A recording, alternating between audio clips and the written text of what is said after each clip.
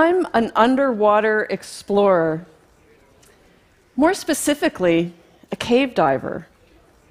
I wanted to be an astronaut when I was a little kid, but growing up in Canada as a young girl, that wasn't really available to me.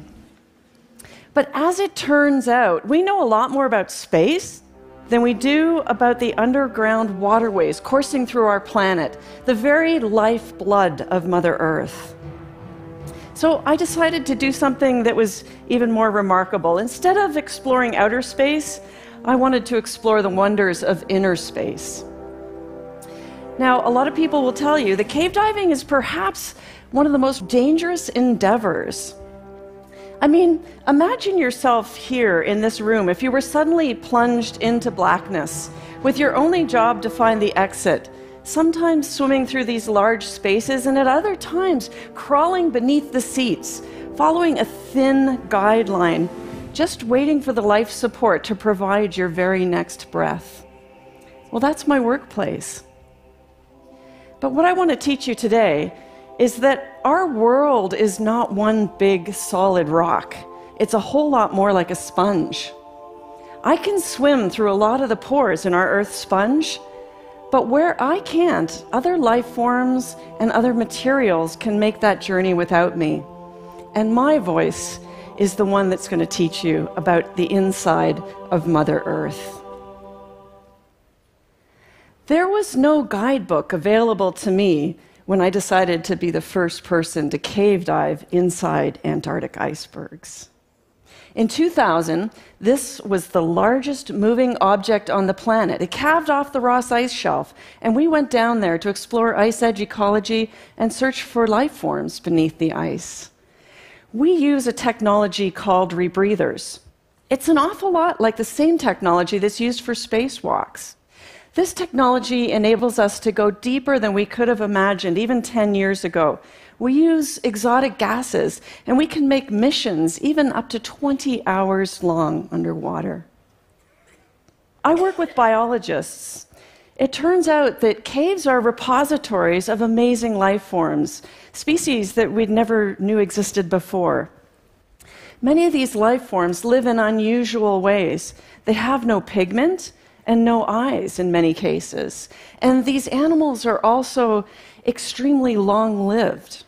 In fact, animals swimming in these caves today are identical in the fossil record that predates the extinction of the dinosaurs. So imagine that. These are like little swimming dinosaurs. What can they teach us about evolution and survival?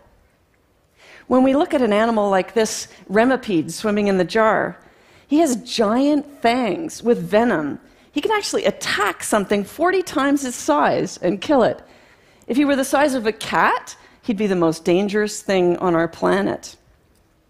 And these animals live in remarkably beautiful places, and in some cases, caves like this, that are very young. Yet the animals are ancient. How did they get there? I also work with physicists, and they're interested oftentimes in global climate change. They could take rocks within the caves, and they can slice them and look at the layers within the rocks, much like the rings of a tree. And they can count back in history and learn about the climate on our planet at very different times. The red that you see in this photograph is actually dust from the Sahara Desert. So it's been picked up by wind, blown across the Atlantic Ocean. It's rained down, in this case, on the island of Abaco in the Bahamas. It soaks in through the ground and deposits itself in the rocks within these caves.